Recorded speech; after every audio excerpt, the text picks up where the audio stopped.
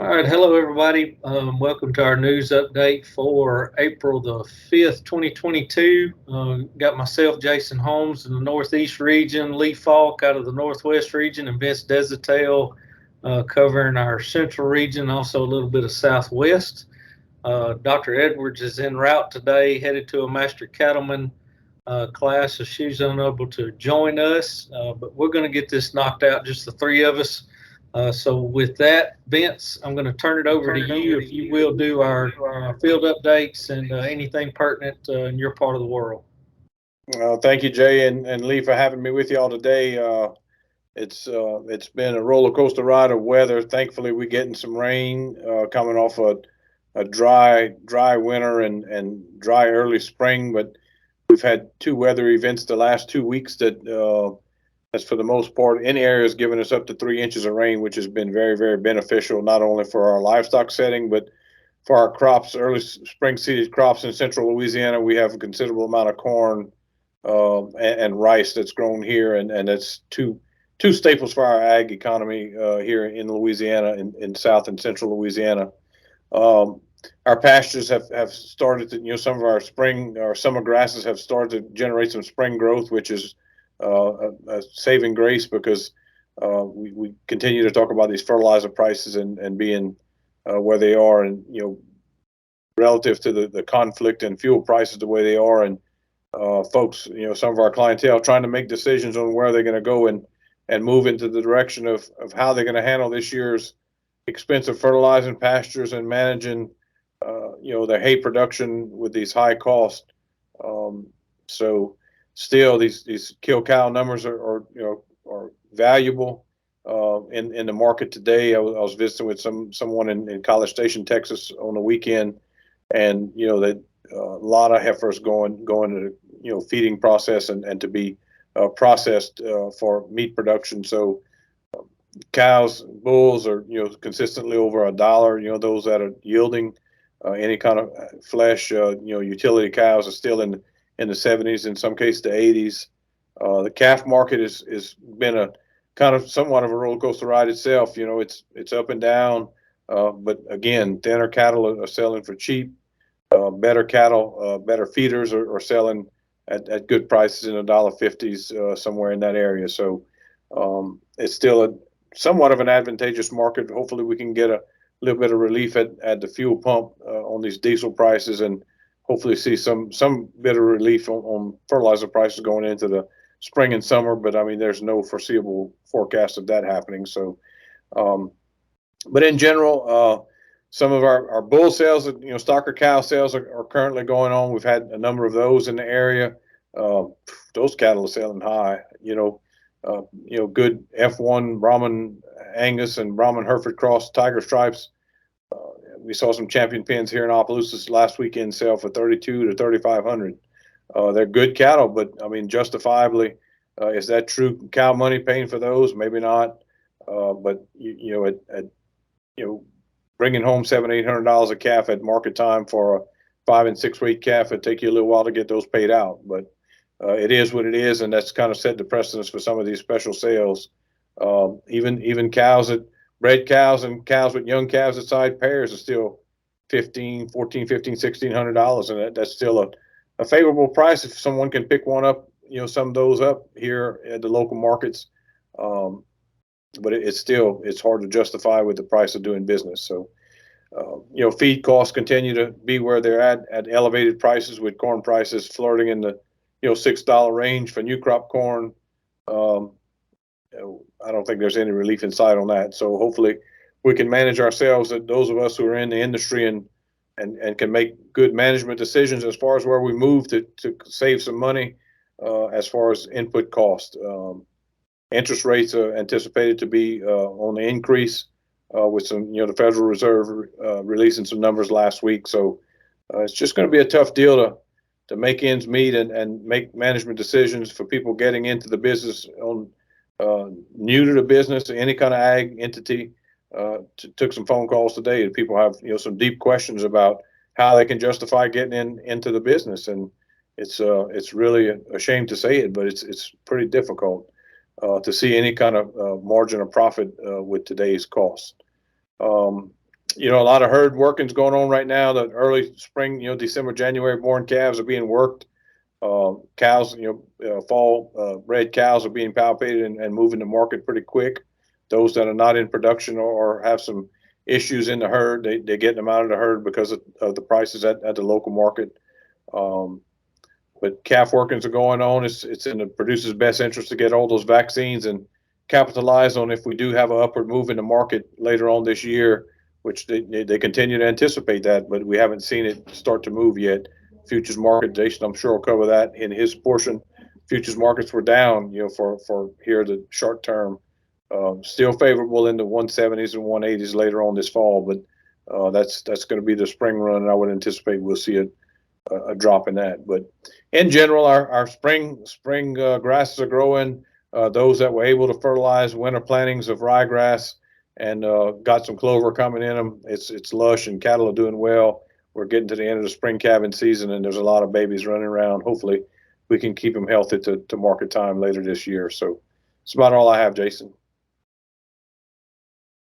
Right. Thank you, Vince. Appreciate that. And if I would, I just as a reminder, people, some of our friends down in the coastal areas had a chance to visit with some of those guys here lately. They're having a hell of a time finding materials to put fence back up following Hurricane Laura and Delta. There's no material to be found. Barbed wire is up by 30-40% a roll. Round corner posts, they just can't find them. I don't know the good answer to that, but those guys want to get back in business, but they're restricted. I guess it's all due in part to the workforce and manufacturing situation at hand. So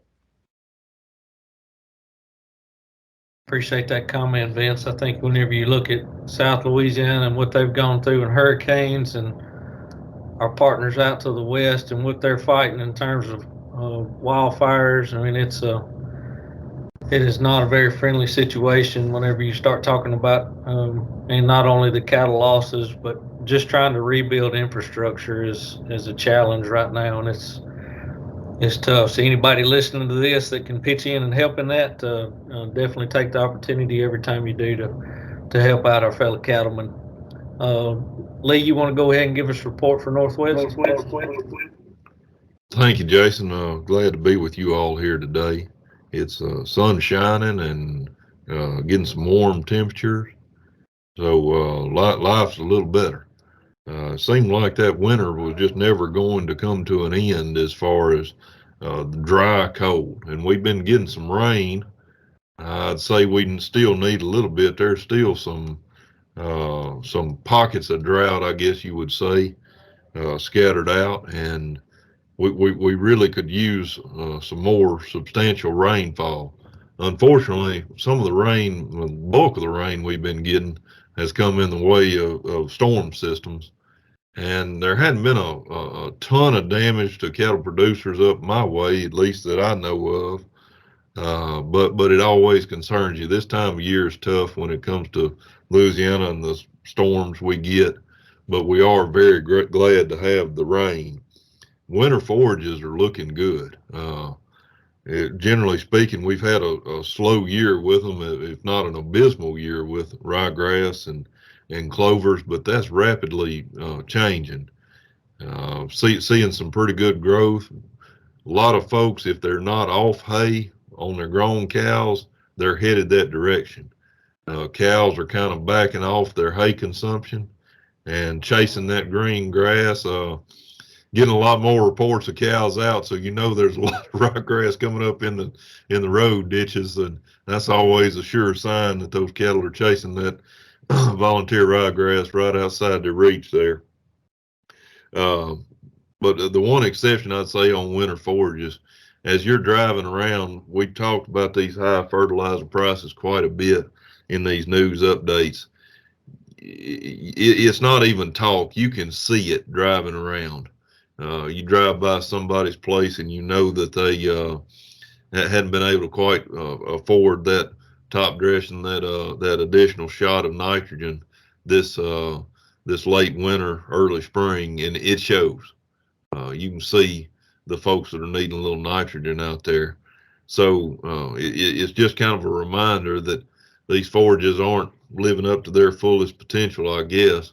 but you can't fault people for not wanting to spend that big money, especially if they've got plenty of hay. They may be kind of backing off what they're going to fertilize with for on this ryegrass or other winter forages. Clover looks good as well, if I didn't mention that. As Vince said, we're seeing a lot of cattle worked. A lot of these fall-born calves, they're getting worked for the first time. A lot of herd health being performed on the mature cow herd. Spring calving is going good. I know here at the Hill Farm, research station, we sat down this morning. We're going over some calving records, and I think we're like about 5 or 6 head calving. So we're on track. Going to wrap that up here in the next probably week. I'd say we'll be done on our spring calving, and that's a good thing. Look forward to that wrapping up. A lot of folks, as they're working these cows and calves, they're making some movements on some of these bigger type calves. If you've got somebody that's got some calves that were a little earlier born than fall, maybe even some folks that's got some yearlings turned out or weanlings turned out on ryegrass. There's some folks that are pushing those on to town, and their train of thought is twofold, I guess. One is there's been a pretty good bit of demand on these lighter weight type cattle here in the last week or two, but also if they've got them turned out on ryegrass, their train of thought is, well, if I pull them out right now, I'll get some growth and come in and bale that for hay, just in case hay supplies get as tight as what they have been the last couple of years. So it is driving some of those cattle to town, but also as people are working these cows, these cull cow numbers continue to soar at these local livestock auctions. Most of the time when you see these big runs of cull cows, you see them in the fall whenever people are pulling these cattle up and palpating, and that's the best time for the unproductive members to go to town is during that kind of fall working, whenever they're palpating and so on and so forth. That's not the case right now. These people are making decisions today, whenever in times past people would hold out and say, oh, we got plenty of grass right now, I'm gonna give her just one more shot, add a little bit of weight, and we'll turn around and sell her in the fall when we wean calves. People are making those decisions and pulling those triggers right now, and all it takes is looking at the total handles on some of these livestock auctions and what they're selling, the numbers, and you'll see what I'm saying rings true.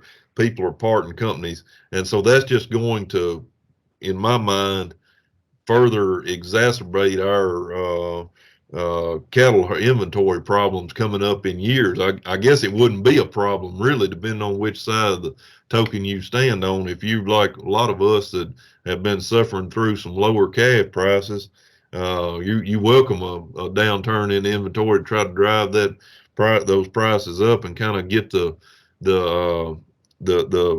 ace in the hole away from the packers, so to speak, the upper hand away from them.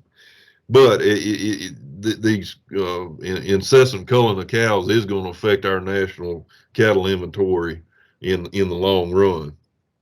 Do want to make mention of a couple of events we got coming up this week at our AI class here at the Hill Farm Research Station. That's going to be coming up the 6th through the 8th. Look forward to seeing everybody on those dates and visiting with folks. Also, just as a reminder, we announced this at, I believe, the last news update, but our Beef and Forage Field Day is coming up on April the 28th at the Red River Station. That's the Northwest Region Beef and Forage Field Day. I don't mean to confuse you between the Central Region, which is coming up as well, but the Northwest Region Beef and Forage Field Day is April the 28th at the Red River Station right there in Bossier City. And we'd love to come see everybody and visit with folks. A lot of folks you don't only get to see one time a year, and that's at events like that. So look forward to seeing them. I'm going to wrap it up with one thing. We talk about these high input prices and struggle to get some good money out of these calves and yearlings, and kind of a sense of pessimism, I guess, in the cattle industry. And a lot of times I read back on some quotes by Will Rogers. You know, I really like to read some of his stuff, but he had a quote, and I thought I'd give that to y'all. It says, "The farmer has to be an optimist, or he wouldn't be a farmer." And that's true. You know, we got to keep our heads up, keep plowing along on this deal. Better times are coming. Jason, that's all I got. Thank you, Lee. Since you brought up field day, the central region Beef and Forage Field Day will be held at the State Evac Center and State Evac Shelter in Alexandria on Thursday, April the 21st. Vince, you know a start time on that? I don't know. I think it starts in the afternoon. Is that right? Yeah, registration will be at 2 o'clock, and we'll wrap it up with an inside program, but we'll have a host of field stops, including a baling demonstration. Okay, so that'll be on April 21st. That's the central region there at the State Evac next to LSU-A. And then April 28th in the morning time at the Red River Research Station there in Bossier City. So 2 opportunities coming up here pretty quick for field day opportunities. Looking at the field conditions in northeast Louisiana, pretty comparative to what Lee and Vince have both said. Visiting with a friend of mine, and don't throw anything at me, Lee, but visiting with old Cliff Vining over there towards Pioneer, Louisiana the other day, and he and I were talking about fertilizer and trying to figure out what to do with these cool season forages. And that was the morning after we had gotten that, or the next day. So we got a big rain on, I believe it was on Wednesday.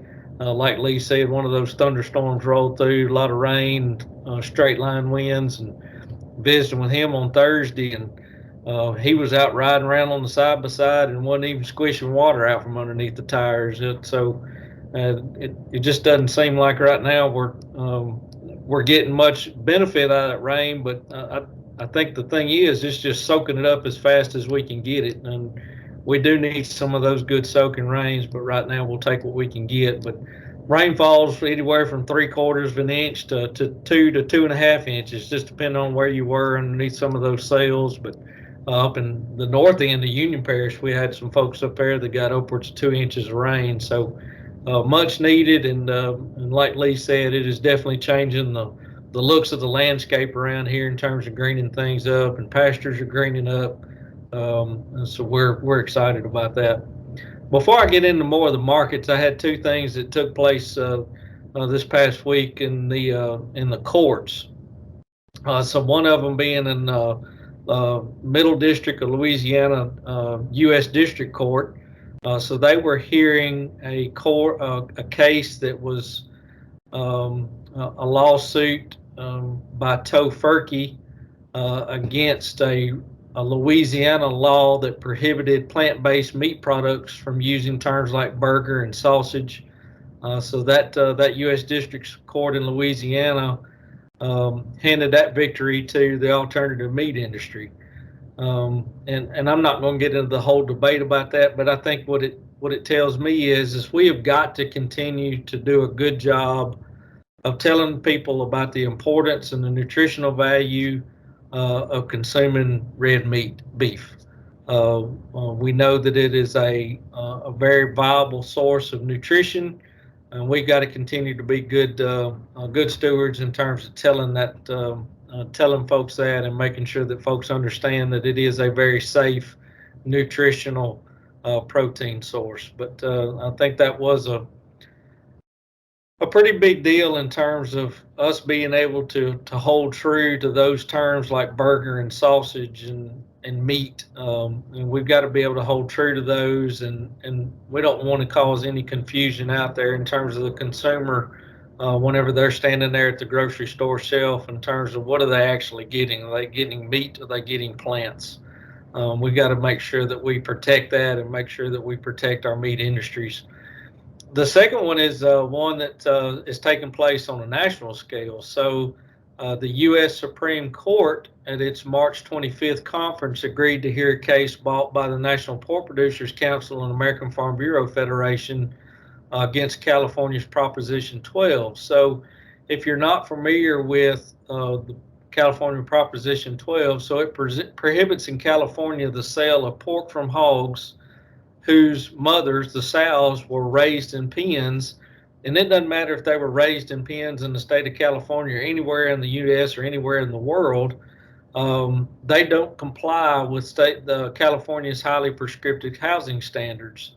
And that applies to any uncooked pork sold in the state, whether produced there or outside its borders. So before we started recording this, Lee and Vince and I were talking about the repercussions that has outside of just the pork industry. I mean, we have other confined animal feeding operations out there, and not just in the pork industry. We have them in the poultry industry. We have them in the beef cattle industry. So the far-reaching ramifications that this court has is outside of just the pork industry. So it's estimated that the U.S. Supreme Court will hear oral arguments in the fall and could render a decision on that case by the end of the year. So stay tuned on that one. As we always say on here, keep yourselves educated about some of the things that are going on nationwide, because all of those things that happen on a national scale,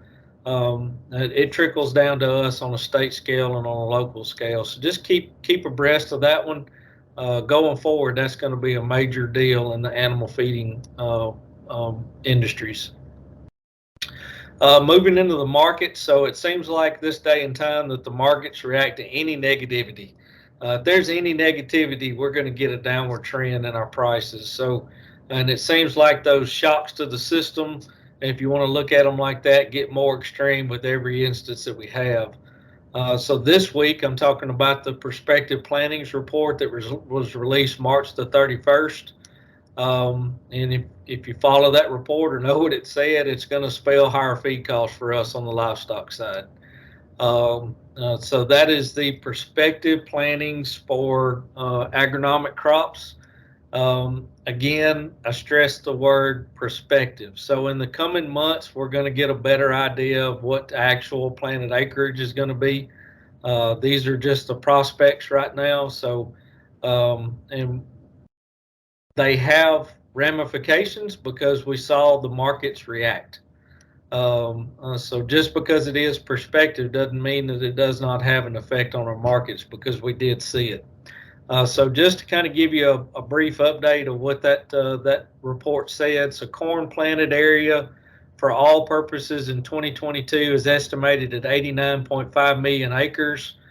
That is down 4% or 3.87 million acres from last year. So if you look at that from a state perspective, Louisiana is prospected to be down 14% in corn acreage. So anytime you start talking about short supply of corn, we automatically saw a rise in corn prices and a decrease in feeder cattle prices. I mean, it was almost instantaneous.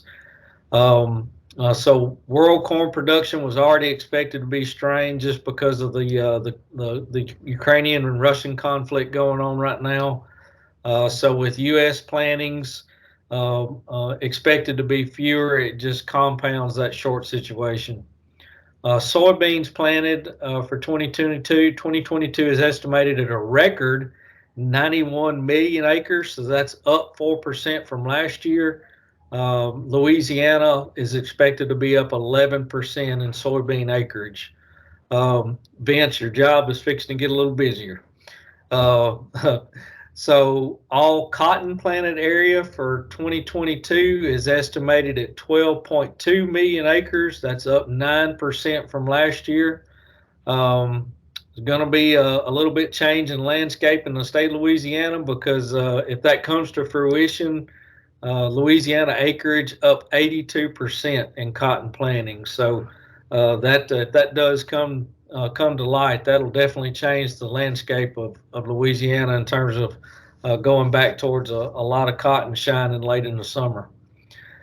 This week's slaughter faltered at week's end and fell 20,000 head from the previous week's 659,000 head. And y'all, if there's anything right now that we need to maintain, is we need to maintain some consistency in our slaughter. And that has a direct impact on the consumer's wallet at the grocery store, because if slaughter falls behind, that keeps meat prices up at the grocery store counter and at the restaurant. But it also affects us on the live animal side, because if we can keep that slaughter up and keep that supply going through those slaughter process through those processing plants, it keeps us some consistency on the live animal side as well. The choice cutout posted modest gains for the week, closing the week at $266.19 a hundred.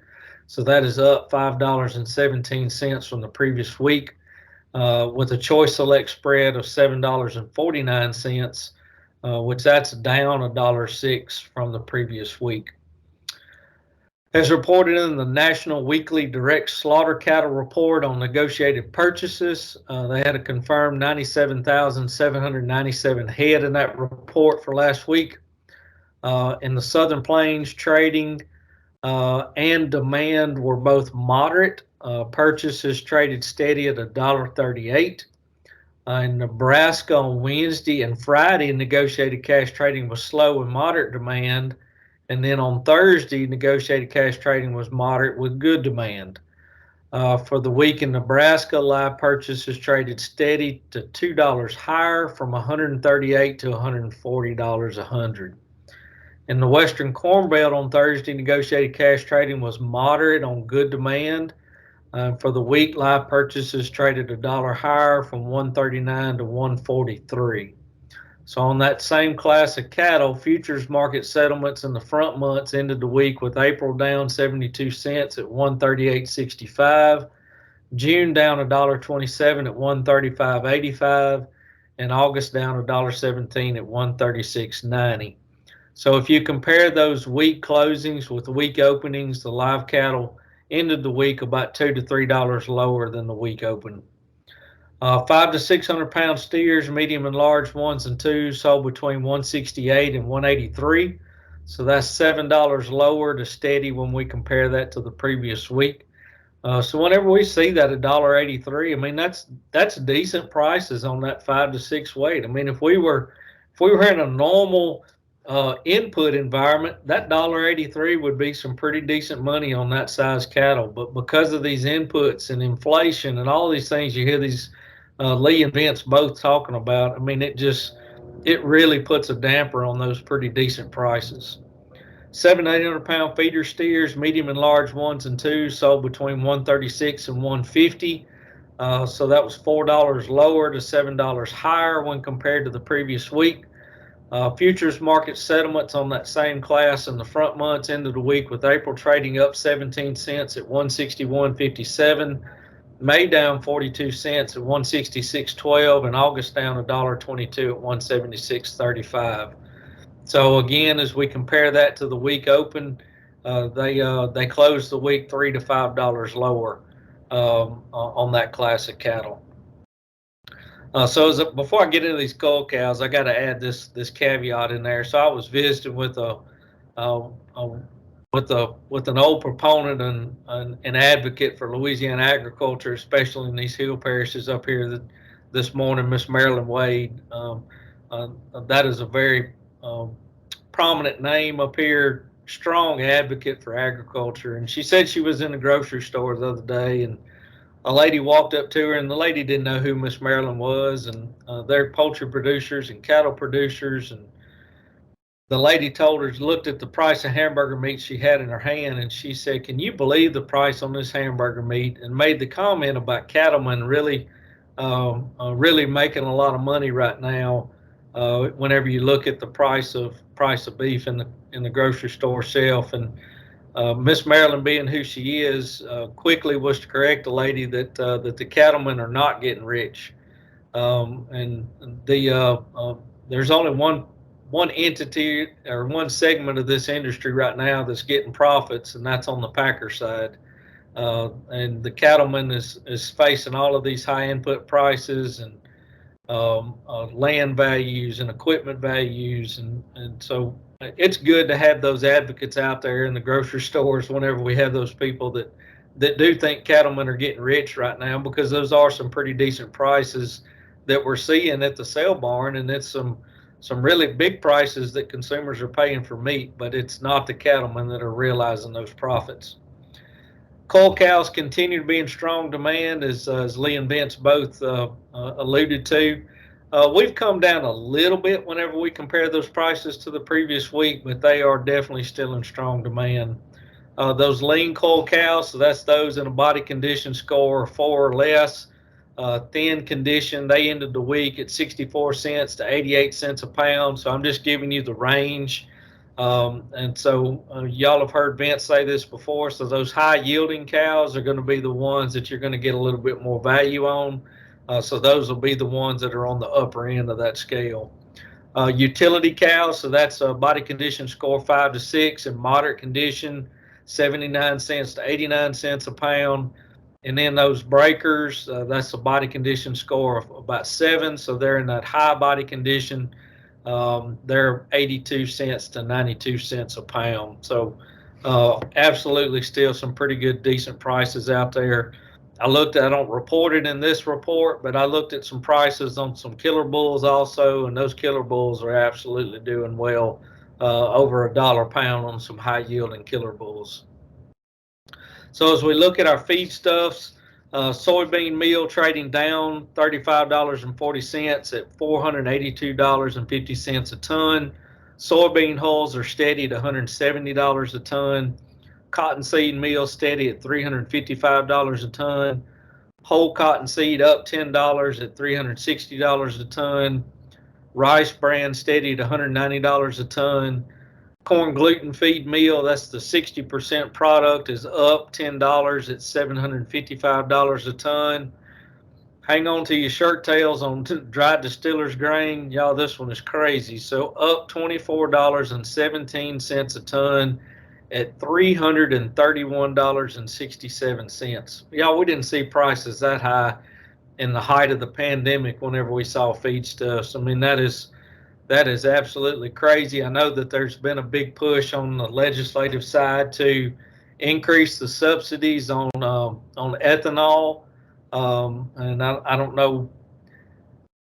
I know that would have a good response in terms of lowering the price of corn a little bit, but man, these DDG prices, which are tied to ethanol, that's a really good byproduct out there that we utilize a lot in the cattle feeding.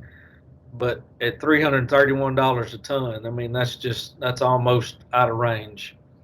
And then corn is down 5 cents a bushel at $707.72 a bushel. And that is all we've got on the market. Lee, Vince, either one of y'all got anything y'all want to add before we shut this thing down?